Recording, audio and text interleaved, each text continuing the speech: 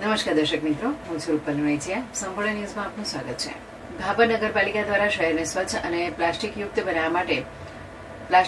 બનાવવા માટે મંગળવારે વિશેષ તપાસ અભિયાન હાથ ધરવામાં આવ્યું હતું. આ દરમિયાન પ્રતિબંધિત સિંગલ યુઝ પ્લાસ્ટિકનો ઉપયોગ કરનાર તેમજ જાહેર માર્ગો અને ફૂટપાથ પર ગેરકાયદે દબાણ કરનારા વેપારીઓ સામે કાર્યવાહી કરીને કુલ રૂપિયા 13,750નો દંડ વસૂલવામાં આવ્યો હતો. નગરપાલિકા પ્રમુખ અમૃતભાઈ માળીના માર્ગદર્શન હેઠળ અગાઉ વિવિધ વેપારી એસોસિએશનો સાથે બેઠક યોજી સ્વચ્છતા જાળવવા, જાહેર સ્થળે કચરો ન ફેંકવા, ફૂટપાથ પરના દબાણ દૂર કરવા અને પ્રતિબંધિત પ્લાસ્ટિકના ઉપયોગ પર નિયંત્રણ લાવવા અપીલ કરવામાં આવી હતી. તેના અનુસંધાને પાલિકાની ટીમે વાવ રોડ, હાઈવે વિસ્તારના સહિતના સ્થળોએ ચકાસણી હાથ ધરી હતી. તપાસ દરમિયાન પ્રતિબંધિત પ્લાસ્ટિકનો ઉપયોગ કરતા વેપારીઓ પાસેથી અંદાજે ₹8.5 કિલોગ્રામ પ્લાસ્ટિકનો જથ્થો જપ્ત કરવામાં આવ્યો હતો.